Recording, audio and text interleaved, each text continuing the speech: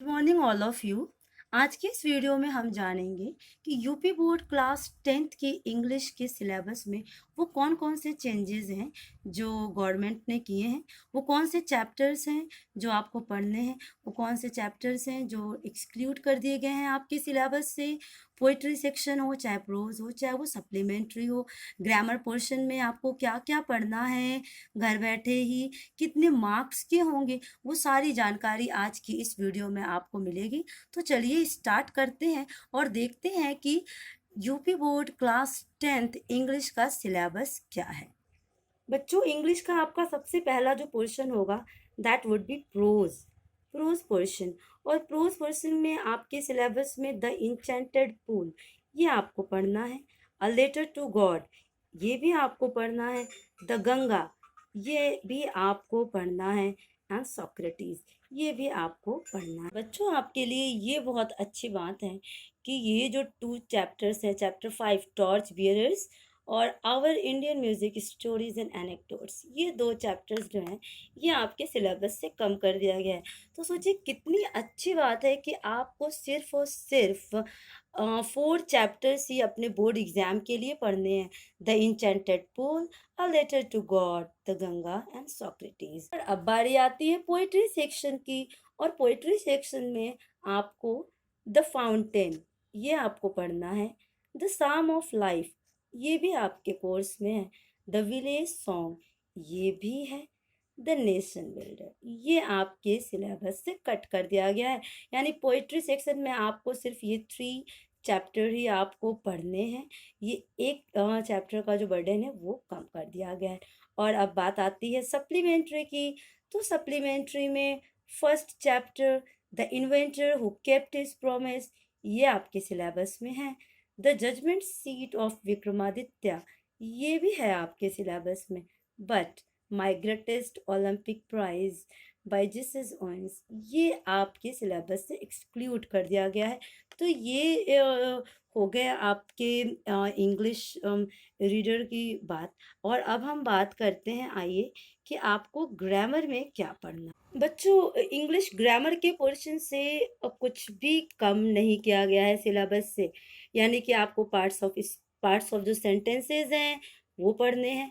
The sentences और sentence के क्या टाइप्स हैं वो आपको पढ़ना है। वर्ब्स और इसके forms, primary auxiliaries, model auxiliaries, negative sentences, interrogative sentences, tenses, it's forms and use, passive voice, parts of speech, indirect and और रिपोर्टेड स्पीच, वर्ड फॉर्मेशन और पंक्चुएशन और स्पेलिंग। ये इतना बड़ा जो ये 13 चैप्टर्स हैं ग्रामर पोर्शन के, ये आपको पूरा पूरा कवर करना है अपने बोर्ड एग्जाम के लिए। नेक्स्ट आपका ग्रामर का आता है ट्रांसलेशन। और ट्रांसलेशन में बच्चों आपको पैराग्राफ वाइज हिंदी में ट्रांसलेशन होंगे, उसे आपको इंग्लिश में ट्रांसलेट करना है। फिर उसके बाद आएंगे आपके कंपोजिशन की बारी आती है। तो लॉन्ग कंपोजिशन में होंगे और कंट्रोल्ड कंपोजिशंस होंगे, और जिसमें कि आपको उसके सब टाइटल्स दिए जाएंगे और आपको उसके अकॉर्डिंग ही आपको ऐसे लिखने होंगे। लेटर और एप्लीकेशन राइटिंग आएंगी जिसमें कि आपको फॉर्मल और इनफॉर्मल दोनों को ही लिखना सिखाया जाएगा। फिर बात आती है कॉम्प्रिहेंशन की। कॉम्प्रिहेंशन में अनसीन पैसेज होंगे और वो अनसीन पैसेज भी आपको करने हैं। और फिर अगर हम अपेंडिक्स की बात करें तो उसमें देखिए वर्ड्स ऑफन कंफ्यूज्ड लाइक अ होमोफोन्स वो आपको लर्न करना है। सिनोनिम्स एंड एंटोनिम्स, वो thrice of birds and animals ये आपको लर्न करने हैं। एंड लॉट्स ऑफ ग्लॉसरीज जो हैं वो भी आपको लर्न करना है। अब चलिए आइए देखते हैं कि सिलेबस के ये सारे जितने भी सेक्शन हैं ये कितने मार्क्स के आपके बोर्ड एग्जाम में आएंगे। आइए उसे भी देख लेते हैं। अब बच्चों, सेक्शन ए यानी प्रोज जो होगा, प्रोज सेक्शन से आपको क्या क्या क्वेश्चंस बोर्ड एग्जाम में आएंगे। 1 पैसेज आएगा। आप जो भी 4 चैप्टर्स जो आपको पढ़ने हैं उनमें से एक पैसेज आएंगे प्रोज सेक्शन के, और वो क्वेश्चन आंसर आपको उसमें से दिए जाएंगे और वो आपको करना है, और वो आपके होंगे 2+2 यानी कि 4 मार्क्स के। और नेक्स्ट आपका होगा 1 out of 2 long answer type questions in about 60 words. यानी कि 60 वर्ड के एक लॉन्ग आंसर जो है उसका आपको आंसर देना है। लॉन्ग आंसर आएगा उसमें मात्र वो 60 वर्ड्स के होंगे। और ये जो आपका आंसर का जो मार्क्स होगा वो 4 मार्क्स का होगा। तो बच्चों 4 मार्क्स पाने के लिए आपको बहुत मेहनत करनी है, लॉन्ग आंसर अच्छे से याद करें। उसके बाद अगर हम बात करते हैं थर्ड पोर्शन की प्रोज में, सो 2 out of 3 short answer type questions आएंगे, यानी कि 25 वर्ड्स के आपको सिर्फ 2 क्वेश्चंस के आंसर देने हैं, जिसमें से कि 3 में से 2 को आपका आंसर देने हैं। और एक पर्टिकुलर जो क्वेश्चन पर जो आंसर जो नंबर होंगे वो मार्क्स होंगे, वो 2 मार्क्स के होंगे, यानी 2 + 2 यानी 4 मार्क्स के आपके ये भी होंगे क्वेश्चन। और उसके बाद आपका फोर्थ नंबर का जो क्वेश्चन होगा वो होगा 1 क्वेश्चन टू टेस्ट वोकेबलरी, यानी आपकी वोकेबलरी चेक करने के लिए मैच द फॉलोइंग जैसे कुछ क्वेश्चंस होंगे। और ये जो होगा ये 4 मार्क्स का होगा, यानी कि पर्टिकुलर जो एक वोकेब जो होगा वो 1 मार्क्स का होगा। तो 4 वोकेब मिलकर के टोटल 4 मार्क्स के आपके ये वोकेबलरी होंगे। ये तो बात हो गई प्रोज सेक्शन की। और अब बात करते हैं पोइट्री की। और पोइट्री में जो आएगा उसमें भी आप जो पोएम आपको पढ़ाए जाएंगे उसमें 1 पैसेज फ्रॉम पोइट्री सेक्शन आएंगे। और उसमें से जो क्वेश्चंस आएंगे 2 क्वेश्चंस होंगे। सो 2 + 2 यानी कि 4 मार्क्स के ये भी आपका पोइट्री सेक्शन के पैसेज होंगे। नेक्स्ट आपको आएगा सेंट्रल आइडिया। तो आप चाहो तो सेंट्रल आइडिया लर्न कर लो, या फिर आपको 4 लाइन्स की कोई पोएम लर्न करनी है। एग्जैक्ट जो पोएम की जो लाइन होती है वो आपको लिखनी है। और ये सेंट्रल आइडिया आपका 40 वर्ड्स का होगा, जैसा कि आप देख भी सकते हो। और जो सेंट्रल आइडिया है ये आपका 3 मार्क्स का होगा। सो अगर आपको सेंट्रल आइडिया इजली लर्न हो जाता है इट्स वेरी गुड। और अगर आप कोई पोएम लर्न कर लेते हो तो इट्स मच बेटर, क्योंकि इसमें आपको फुल मार्क्स मिलने के पूरे पूरे चांसेस रहते हैं। यहाँ पर आप देखिए लिखा हुआ है don't copy out the lines given in the question paper. बच्चों इस चीज़ को ध्यान रखना जरूरी है कि आपने जो भी पोएम लर्न किया है, सेंट्रल आइडिया के बजाय अगर आपने पोएम लर्न किया है और अगर वो सेम पोएम आपके क्वेश्चन पेपर में दिया है तो आप उस पोएम को नहीं लिख सकते हो, क्योंकि आपको उसमें कोई भी मार्क्स नहीं मिलने वाले हैं। इसलिए ज़रूरी है कि आप कम से कम 2 या 3 4 लाइन्स के पोएम्स लर्न कर लो, ताकि अगर एग्ज़ाम में बाय चांस अनफॉर्चुनेटली वही सेम पोएम आ जाता है तो आप उसे न लिख करके आप दूसरी 4 लाइन्स की पोएम लिख लोगे। बट वो होना चाहिए आपके सिलेबस से ही, आउट ऑफ सिलेबस आप नहीं लिख सकते हो। और अब हम बात करते हैं सप्लीमेंट्री की। सप्लीमेंट्री में भी बच्चों आपको सिर्फ 2 क्वेश्चंस के आंसर देने, जिसमें से कि 3 क्वेश्चंस होंगे आपको 2 के आंसर देने। वेरी शॉर्ट क्वेश्चंस होंगे, सिर्फ 25 वर्ड्स के होंगे। और ये भी 2 + 2 यानी 4 मार्क्स के आपके ये क्वेश्चन आंसर होंगे। उसके बाद आपको ऑब्जेक्टिव टाइप क्वेश्चंस आएंगे, जिसमें कि ट्रू फॉल्स स्टेटमेंट टाइप्स कोई क्वेश्चंस होंगे। और ये आपके 4 क्वेश्चंस 1 मार्क्स के होंगे। सो 4/1 यानी कि 4 मार्क्स का आपका ये क्वेश्चन होगा। तो बच्चों इसमें आपको बहुत अधिक चांसेस हैं फुल मार्क्स पाने के, तो इसलिए ऑब्जेक्टिव टाइप के क्वेश्चंस बहुत अच्छे से लर्न करिएगा। उसके बाद क्वेश्चन नंबर 9 सप्लीमेंट्री में आता है। 4 very short multiple choice questions आते हैं, जिसमें 4 ऑप्शंस होंगे, उनमें से एक ऑप्शन सही होगा उसका आपको आंसर देना है। और ये भी आपका 4 मार्क्स का होगा। सो बच्चों आपके इंग्लिश पोर्शन में ये क्वेश्चन नंबर 8 और 9 में आपको फुल मार्क्स पाने के पूरे पूरे चांस रहते हैं। आपको क्वेश्चन नंबर 6 में सेंट्रल आइडिया में अगर आप पोएम लिखते हो ये आपको फुल मार्क्स दिला सकता है। एंड द प्रो सेक्शन में जो क्वेश्चन नंबर 4 है आपका वोकेब सेक्शन जो है, वोकेबलरी अगर आप अच्छे से लर्न कर लेते हो बच्चों तो ये आपको फुल 4 मार्क्स दिला सकता है। और इस प्रकार से आप इंग्लिश में बहुत ही अच्छे से गुड मार्क्स पा सकते हो। बच्चों ये तो बात हो गई रीडर सेक्शन की। अब चलिए आइए बात करते हैं सेक्शन बी यानी कि ग्रामर पोर्शन की। स्टूडेंट्स ग्रामर पोर्शन का आपका जो पहला क्वेश्चन बोर्ड एग्जाम में आना है that would B reordering of words, यानी वर्ड्स जो हैं वो जम्बल वर्ड में रखे होंगे, आपको उन्हें रीऑर्डर करना है। और ये जो वर्ड जो मार्क्स होंगे इसके वो 2 मार्क्स का ये आपका क्वेश्चन होगा।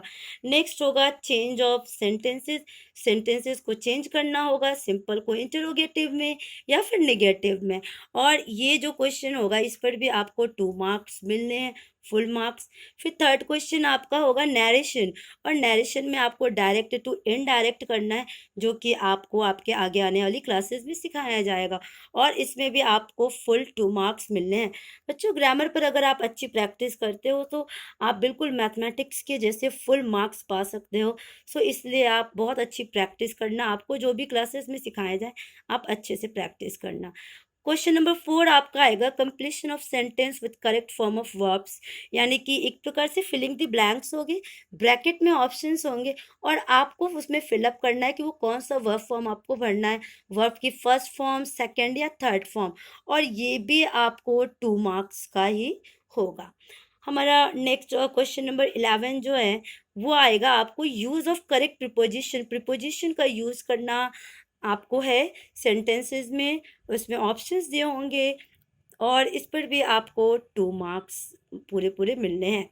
नेक्स्ट आपका है कंप्लीशन ऑफ सेंटेंस, सेंटेंस जो होगा वो आधा अधूरा लिखा होगा और उसे आपको आगे जोड़ के कंप्लीट करना है, और इस पर भी आपको फुल 2 मार्क्स मिलने हैं। नेक्स्ट आपका होगा स्पेलिंग टेस्टिंग, स्पेलिंग टेस्टिंग के लिए बच्चों आपको स्पेलिंग जो है वो आधी लिखी होगी और आधी नहीं लिखी होगी, उसमें डैश होगा, उस स्पेलिंग को आपको कंप्लीट करना है और इसके लिए भी आपका 2 मार्क्स ही हैं। और फिर हम लास्ट हमारा जो क्वेश्चन आएगा वो होगा पंक्चुएशन का।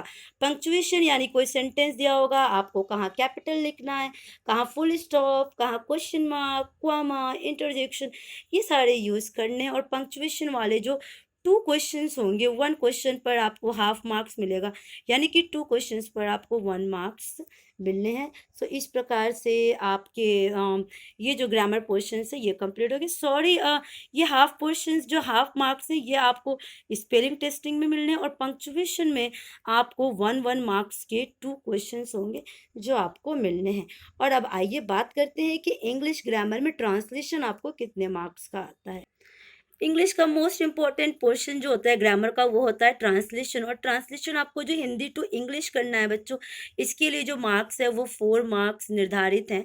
वो 4 मार्क्स के लिए आपको बच्चों बहुत मेहनत करनी है, उसके लिए आपको अच्छे से वर्ब के फॉर्म्स लर्न करने हैं, ग्रामर्स के सारे रूल अच्छे से आने चाहिए, तभी आपके ट्रांसलेशन अच्छे हो सकते हैं। नेक्स्ट आपका राइटिंग स्किल में आपका लेटर राइटिंग आएगा या फिर एप्लीकेशन राइटिंग, इन दो में से आपको चॉइस करना है कि आप फॉर्मल लेटर लिखते हो या इनफॉर्मल लेटर लिखते हो, और ये भी आपका 4 मार्क्स का होगा जो आपको आने वाली आगे क्लासेस में सिखाए जाएंगे।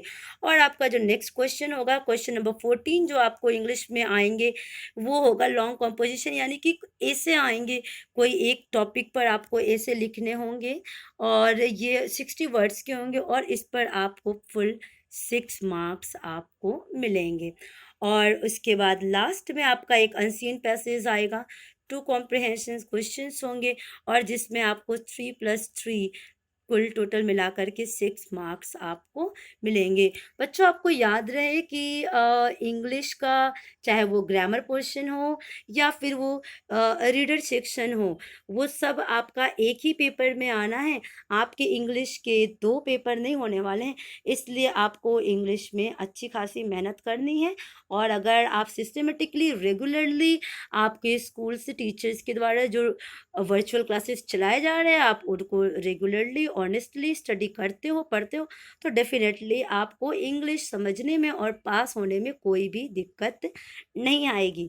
इवन देन अगर आपको कोई प्रॉब्लम है तो आप कमेंट बॉक्स में लिख करके बताएं कि वो कौन सा क्वेश्चन है जो आपको नहीं समझ में आया, वो दिक्कत है, तो फिर मैं आपको उसका सॉल्यूशन ज़रूर सॉर्ट आउट करके दूंगी। Thank you for watching my this video.